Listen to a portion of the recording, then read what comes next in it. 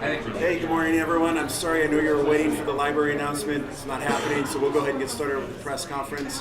My name is Adrian. I'm the communications director. Afterwards, if you have any follow-on questions, please feel free to reach out to me.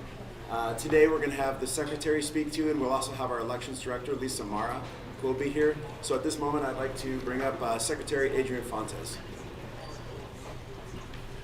Good morning, everyone. Thank you so much for taking interest in our voters and our voting process here in Arizona. I'm going to run through some basic facts for you, and then we'll open it up to questions. State Election Director Marra is also here. We'll be happy to answer any questions that any of you might have. At this moment, we've got 4.36 million voters statewide in Arizona, which is about 120,000 more than we had in 2020. That turnout was about 80%. We're looking close to about that. But those predictions we will leave up to you all. We just want to make sure everyone who shows up today will vote. To that end, we have 657 polling locations all over our 15 counties, a variety of models, vote centers in many counties, precinct-based polling in just a couple of our counties. As you know, Arizona is a bottom-up state, and so the counties get to decide a lot of the specifics and particulars about the way they get to run their elections. If you have any questions about your voting location, you can go to arizona.vote. Again, that's arizona.vote for a lot of this information. As of about 6:20 this morning, all of our polling locations were open. We did have one issue of someone who forgot to bring a key to one of our locations in Maricopa County, which is very typical. We also had one location in Mojave County that lost power for a short period of time, but they were also open by the time we hit 6:20 a.m. We want to make sure to mention something right off the top, and that is this. Observers inside of our vote centers and polling locations are authorized only if they are credentialed by, one, the political parties, or number two, the Department of Justice. There are no other authorized folks other than voters and the election staff who are authorized to be inside of that 75-foot line and into the polling places. And we also want to mention very briefly, we've had, as of about half an hour ago, we've had 8 calls to our office. 4 of them were for folks who were electioneering within the 75-foot line. These are complaints. The other 4 were a variety of different sorts of questions. And so I can report that as far as I know right now, everything in the state of Arizona is running about as smoothly as it could be. Ongoing tabulation of ballots will continue, and it will not stop today.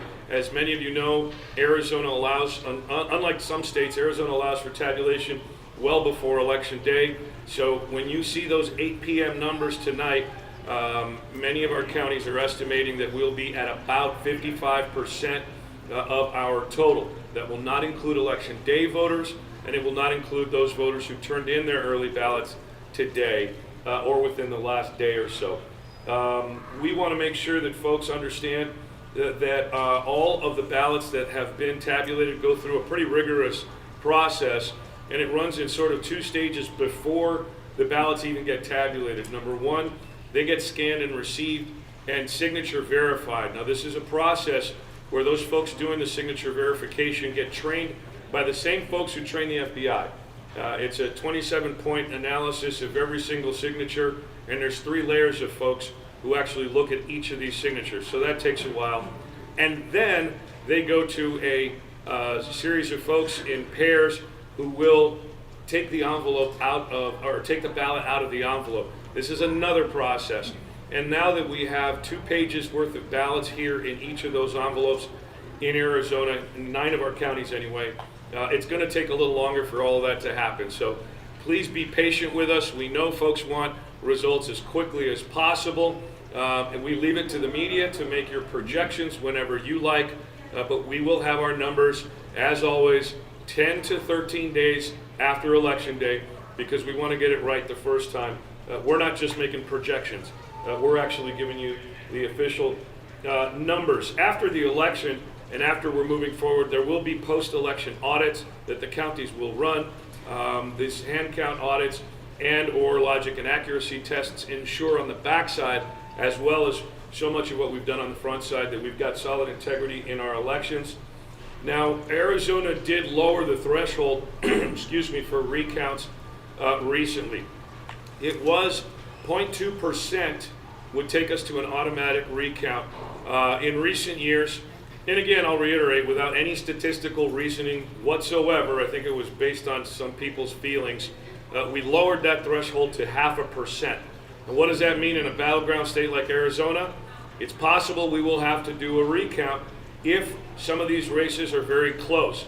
Now, there's one in particular that has deadlines under the Electoral College Act, the ECRA, that office, if we go to a recount, we're going to have to deploy our election director and several teams around the state very quickly after the canvass so they can redo logic and accuracy tests on all of the tabulation equipment across the entire state before we can actually do the recount, because we will recertify the equipment again prior to that recount. And so, as with so many elections administrators, we hope that whatever the margins are, they're better than 0.5%, because I'm sure that nobody really wants to deal with that sort of thing, but if it happens, we are ready for it. Now, I want to make sure that folks get out there and vote. And remember, across many of our counties, and I'm speaking to our voters now, please understand you've got a 2-page long ballot, and in our biggest county, Maricopa, the average ballot has 78 different elections on those 2 pages, front and back.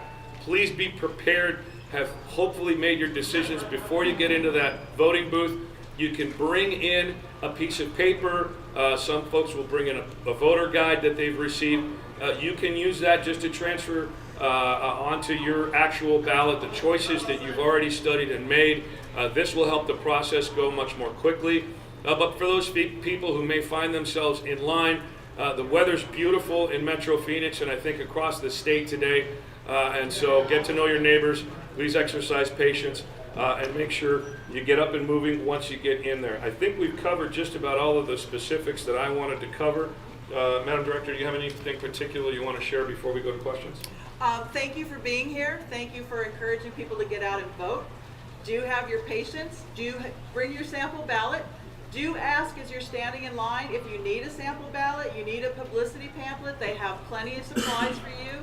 So make your voice heard today. Thank you so much. We'll go ahead and do questions, and we'll come this direction, starting over here. Secretary, you were saying yesterday that you were being briefed on the video that was circulating that has been suspected to be foreign misinformation. Do you have any updates on what you know about that this morning? Well, when I told you I was being briefed on the video, I was under a little bit of a misunderstanding. The briefing was a little more broad than just that, and so because of that, I can't really talk to you too much more about that. But the parts that I did get briefed on are the same things that were put out by the FBI and sort of that joint investigative task force. That's already been made public by those folks, so you can refer to that statement. Yes, ma'am. Thanks so much, Secretary. Elizabeth Schulze with ABC News. You mentioned 10 to 13 days. Is that the timeline you are expecting for all the votes here to be counted in Arizona this year? And what's your message to voters or candidates frustrated who might want to know a result earlier than that? Well, 10 to 13 days is as usual, right? And that's for our official numbers. Now, if the media and the folks who do these sorts of things want to make their projections sooner, that's fine. Those are the projections from the media. Now, a lot of times people will get confused. If they hear it on the media, you know, let's say our friends at the Associated Press or any of the other outlets make a call, they think, well, that's it. Well, that's never been the official number. The official number comes from the counties to the state, and then we put that out. That takes 10 to 13 days. We'll leave it to you all to talk about the other timelines, and that's really what I want to let the voters know. We are consistent in Arizona. We have very rigorous standards with which we analyze each of the ballots that's going to go through the process.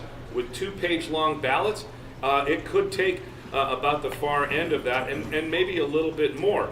And what I have to say about that is this. You know, if the Speaker of the House and the President of the Senate had decided to work with the governor this year instead of shoving all these policy issues onto the voters and have 13 different initiatives and referenda that we'd have to deal with, I think we'd have a shorter ballot, and I think we'd get it a little quicker. So if you want to call President Peterson or Speaker Toma, let them know about your dissatisfaction for waiting too long for the results. Yes? CNN. CNN. I'm sorry, I can't hear you. Veronica with CNN. Can you provide us with any updates about statewide early vote numbers? Statewide early vote numbers are still being compiled at this time. Early voting really is a very long and sort of a dynamic process. And when we give you numbers, we want to be exact as possible. We can come back with you later on in the day with some better estimates from across the state. But here's the thing. We really have a lot of teams that are working on a whole bunch of stuff right now. We don't want to bother them too much, but at this time, since it is election day, but we'll get you our best estimate on those numbers at our press conference later this afternoon. I think we might be scheduled for one. And you can say that we had across the state record turnout for early voting this time. Oh, yeah, absolutely. I'm sorry. Yeah. You're right, Director. We've had a record turnout here in Arizona, as we've seen in a lot of spaces. I think we beat 2020 already, which is a really great thing for our voters. It means that they're excited, they're participating heavily, and that's a very good thing. It's a lot of work, but it's work that we're happy to do. Yes? And then Julie I'll- Mayer, NBC News. If there are problems that pop up at the vote centers throughout the day, do you plan on reporting those in any way? When we do have problems, the first thing we want to do is identify the problem and try to get on the path to solving the problem. We don't want to really kind of bring a lot of attention to something if we want to make sure to get it solved for the voters first. They are our priority. That having been said, when we do identify issues, I think you've seen my administration constantly bring things forward that might be uncomfortable, and so we will be as transparent as possible through the day, but it really depends on the circumstance and how close we are to resolving those things. Really, it's about the voters who are voting in those locations more important than anything else, and so that's where we're going to keep our focus. Yes, sir. So Chris Van Cleve, CBS News. Wanted to ask you said, looks like so far so good as the voting. We have seen in other swing states today things like bomb threats being called in. Do you have any security concerns? Have you experienced anything like that today or in the days leading up to Election Day? Well, we saw some stuff that was breaking. One of your colleagues here asked a question about that video earlier. We have seen a couple of other minor instances at this stage of the game, though we haven't seen anything that has come to my knowledge today. I don't think the directors heard anything else either, and we're usually close to the first ones to know.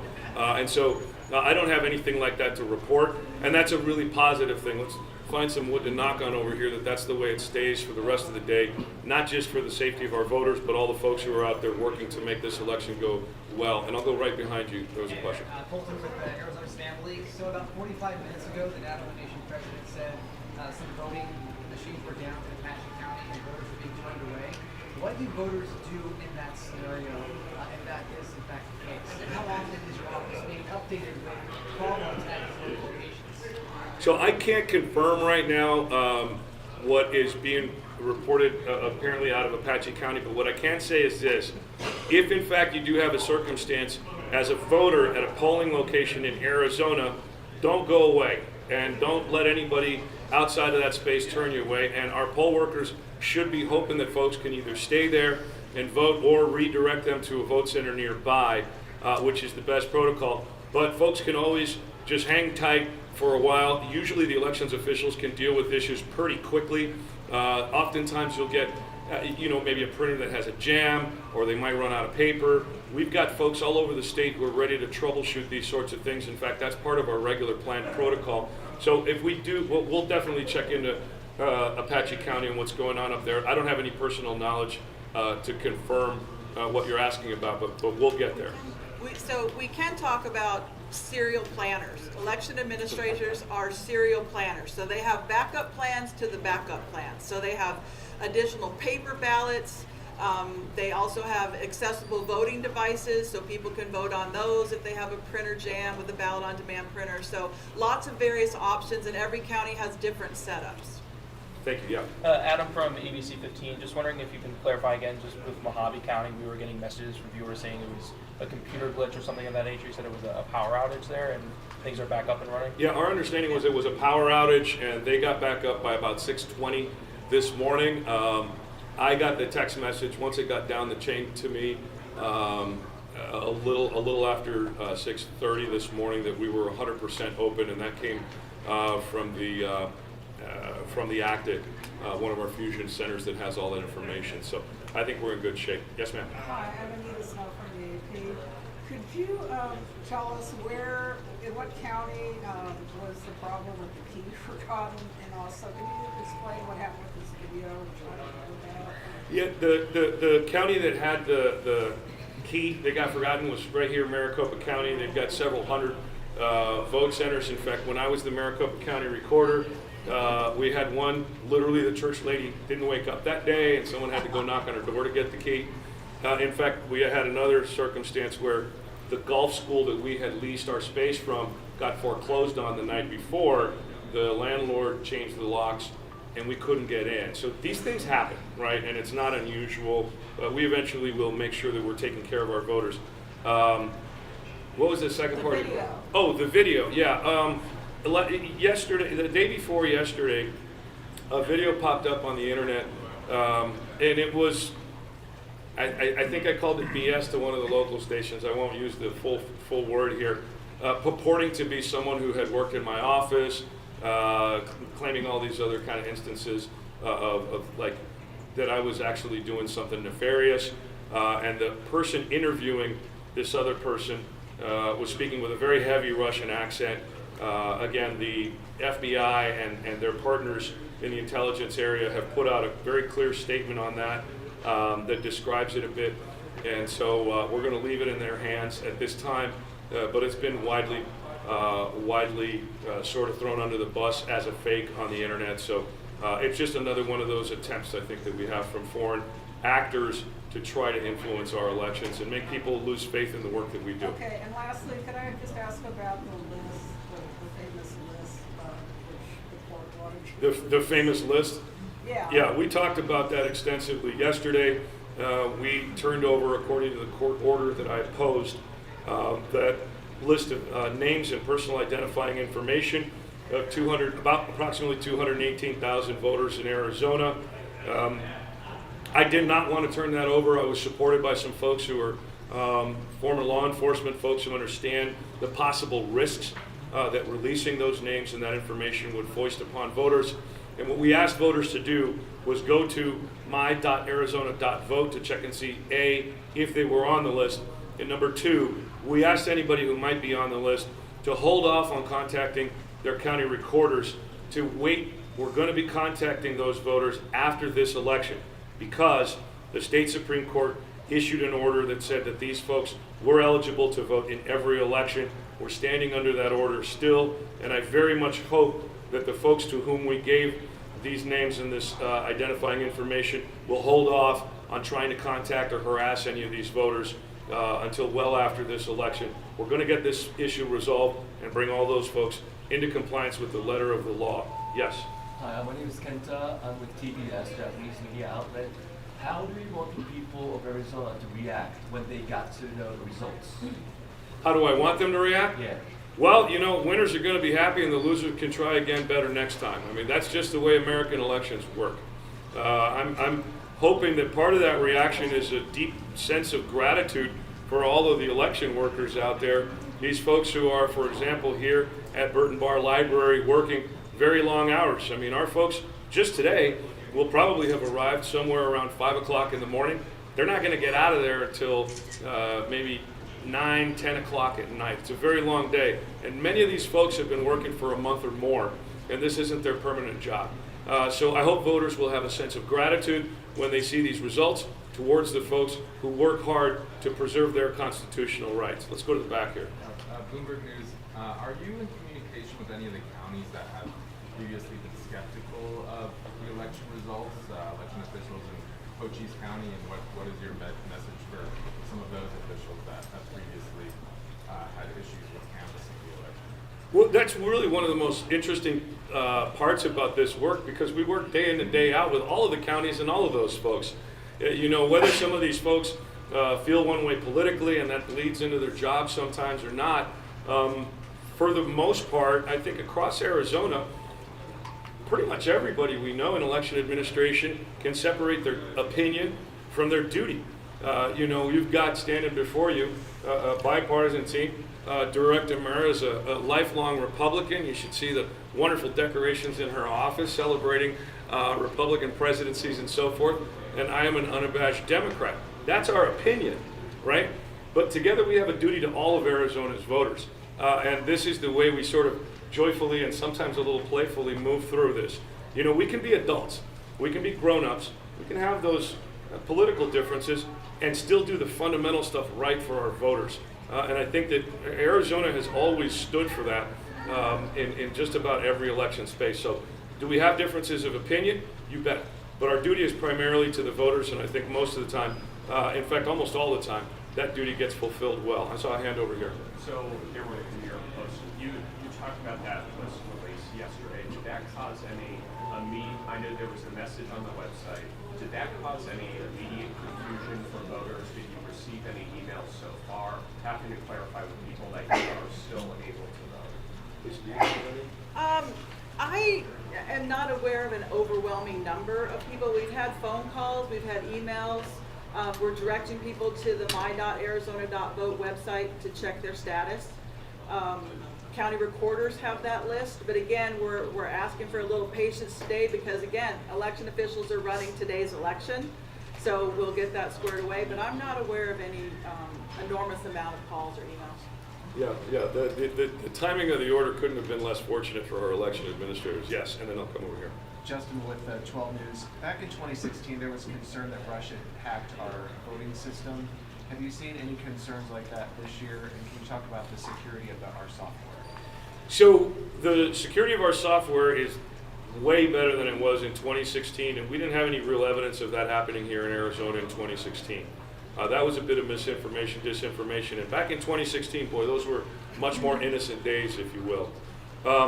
We've worked really, really hard, particularly over the last year and a half since I took this office, to lock down not only our systems at the Secretary of State's office, but we've deployed resources across the entire state, sending out from CISA, for example, personal security agents, I think the personnel security agents and cybersecurity agents, to survey each one of our counties. And we gathered that information up and then went to try to find the resources to help those counties improve their systems. So it's not just the cyber stuff, the networking stuff, the firewalls, but it's also some of the physical security for our folks and our facilities that we've been working on.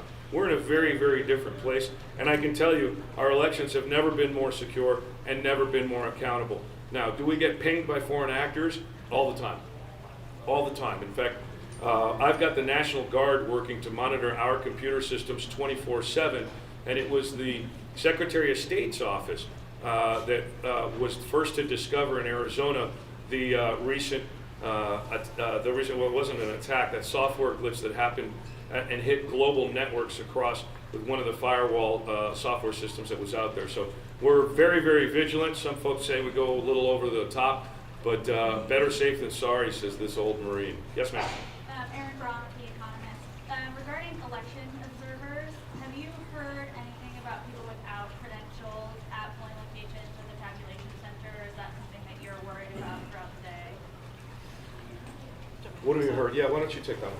So we worry about everything all the time, but counties are well aware of, and the law is very clear. Authorized political party observers that have to be credentialed, and Department of Justice. The Department of Justice is here visiting 4 counties. The Department of Justice always send observers. So any other groups are just not official observers. They're not allowed into the polling locations. We are getting a few reports that there are some groups, and I say groups lightly, 2 or 3 people that say they're observers, but they can't go within that 75-foot line. One other thing regarding the 75-foot line that I think is important, we know there's a lot of folks out there, and I'm talking to voters now, who are really interested and really proud of the fact that you're voting, and sometimes you want to memorialize this moment and all that good stuff. Please understand, it's against the law to be photographing or recording inside of your polling places. And so if you want to memorialize the moment, get outside the 75-foot line, take your selfie, and then go in and vote. Not only do we want to protect the process, but the privacy of the other voters and our staff that are engaged in this process. It is a public process, but we do want to maintain some order in there. So thanks for asking that question about our polling places. Yes, ma'am. Jessica with 19 News. Have you had any issues with overloading or staffing the polling sites, or what does staffing look like today compared to 4 years ago? Yeah, that's one of the great things about Arizona. We are bottom up, and so it's the counties that are really charged with all of this. We give them a lift whenever we can. And we really actually haven't had that many issues this year. In fact, even with the loss of so many elections officials over the last couple of years, folks are coming to us understanding the nature of the work, understanding the possible issues that can arise with that, eyes wide open, and they're motivated to do good stuff. Yeah, Arizona, people are passionate about elections here. And so I'm not aware of any counties really having any difficulty filling poll worker spots. And anybody who's a first-time poll worker, it becomes addicting. And then they just come back year after year. All right, we can do one or two more real quick, and then they're going to swoop me out of here. As soon as I say that, nobody raises their hand. That's awesome. Okay, we'll call it for this morning. If something does arise, however, I want to let everybody know our communication department will contact you all. And we will assemble as quickly as possible to make sure that we get as much information out to you as we can. Thank you so much, everybody. Have a great morning, and make sure you're in line and have your decisions ready to go if you're a voter out there. Thanks, So everybody. you mentioned you may have another press conference today, or you are having another one? I'll let Aaron take care of that. We'll Thanks, do some updates throughout the day. If you do have questions in the meantime, feel free to reach out to us through AZSOS-